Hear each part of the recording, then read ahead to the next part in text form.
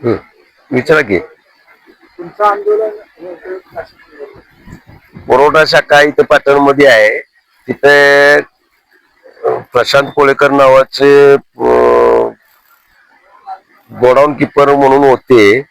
ते आता गेले 3-3.5-4 वर्ष होऊन गेले तरी इथं महसूल खात्याचा अधिकारी असताना पुरवठा शाखेत काम करत आहेत. पुरवठा शाखेत अनेक अधिकारी सक्षम असताना या टास्क त्याला न हलवण्याचा का? आणि आम्ही गांधी मार्गाने सनदशील मार्गाने आंदोलन करत असताना हे प्रशांत कोळेकर आपल्या रेशनिंग दुकानदारांच्या करवी काही रेशनिंग दुकानदारांना त्यांनी हाताशी धरलेला आहे. त्या रेशनिंग दुकानदारांना एकत्र करून त्यांनी आता एक केविलवाना प्रयत्न केला. माझ्या विरोधात एक बोर्ड लावण्याचा प्रयत्न केला. त्याचे मी कॉपी काढलेली आहे फोटोच्या स्वरूपात.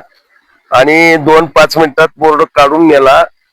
तर त्या दुकानदारांची आलेल्या बोर्ड लावणाराची आणि या कोळेकर साहेबांची कसून चौकशी व्हावी.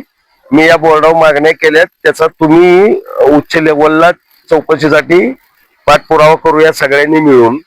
आणि माझं काही चुकत असलं तर मला शासनाने फाशी द्यावं.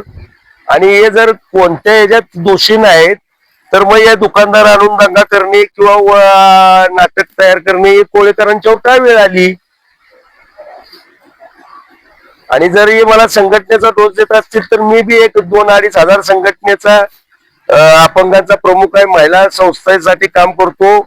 आमच्या दोन्ही संस्थेमार्फत आम्ही रितसर निवेदन देऊ आणि या ऑफिसच्या विरोधात जेवढं जोरदार आजपर्यंत झालं नाही असं आंदोलन उभं करू याची मी ग्वाही देतो. आपण आलात. धन्यवाद.